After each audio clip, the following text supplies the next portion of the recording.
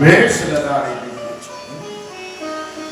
જો અરે તમારો બળ પ્રતાપ વીરતા બધાની ઉપર તમારા મુખ કમળની ઉપર અત્યારે મેષ લાગી ગઈ છે. મેષ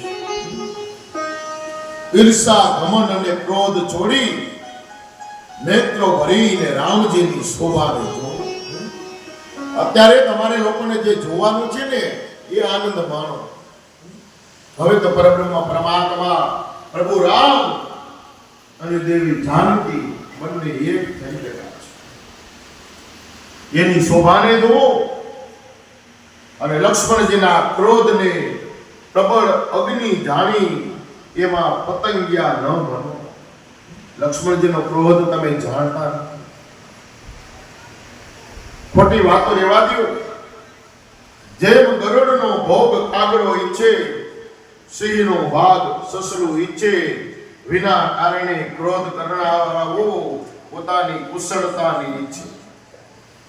શિવજીનો વિરોધ કરનારો બધા પ્રકારની સંપત્તિ ઈચ્છે, લોભી લાલચુ સુંદર કીર્તિને ઈચ્છે અને કામી મનુષ્ય નિષ્કલંકતાને ઈચ્છે તો શું પામી શકે છે? ભગવાને શું કીધું તુલસીદાસજી? દરેક મનુષ્ય પોતપોતાની ઈચ્છા અને તૃષ્ણા ધરાવે. બધાને મને ઈચ્છા હોય કે હું આ પ્રાપ્ત કરી લઉં, હું આ મેળવી લઉં, હું આ મેળવી લઉં. પણ શું ખરેખર મેળવવાનું છે? પ્રાપ્ત કરવાનું છે? અને ખરેખર તમને પ્રાપ્ત થવાની છે કે નહીં? ખોટી આવી લાલચાઓ મનમાં ન કરો. ન બોલવાના શબ્દ ન બોલો. કાયમ જીવનમાં વિચાર કરો. દરેક મનુષ્યને પામી લેવું છે. બધાને આપણે બધાને એવી ઈચ્છા છે કે અમે કાંઈક કરી લે, કાંઈક કરવું છે, કાંઈક કરવું છે. પણ આમ મનની અંદર ઈચ્છા કરવાથી કાંઈ થશે નહીં. એના માટે તમારે સર્વપ્રથમ પરમાત્માની સદગુરુની ભક્તિ જોશે. એની કૃપા તમારી ઉપર છે તો તમારા સદવિચારો બનશે. અને સદવિચારો તમારા જો હશે ને તો તમે જે કીર્તિને પામવા માંગતા હશો ને એને પામતા. પણ ખરા સદગુરુનો સમર્થનો હાથ તમારી ઉપર હોવો. એની કૃપા હોય ને તો જ બધું બને. સદગુરુની કૃપા વગર કાંઈ થતું જ નથી. એ કરી શકે છે પણ ક્યારે? જેની ઉપર કોઈ ખરા સમર્થ સદગુરુનો હાથ છે. વિચાર કરો તમે. આપણા સદગુરુના એની લીલાઓ, એને કરેલા પરચા એક એક જો યાદ કરો ને તો આપણા મનની અંદર એમ થાય કે આપણે જે સદગુરુના સ્થાને ઉભા છે ને એનાથી વિશેષ બીજું કાંઈ છે જ એવું સામર્થ્ય છે. એક સમયે સદગુરુદેવ રાઘવદાસ બાપા, રણછોડ બાપા અને આત્મારામ બાપા એ બેઠા છે, વાતો કરે છે. સત્સંગની વાતો હાલે. અને ઈ વાતો જ્યારે હાલતી હતી ધીમે ધીમે ધીમે ધીમે વાત આગળ હાલે. એમાં બન્યું છે એવું કે ઓચિંતાના રણછોડ બાપા ઉભા થયા છે. ઉભા થઈ ગયા. ઉભા થઈને પોતાના બંને હાથ અધર રાખીને ઉભા રહી ગયા છે. એ સમયે રાઘવદાસ બાપા કહે કે અરે આ તમને શું થયું?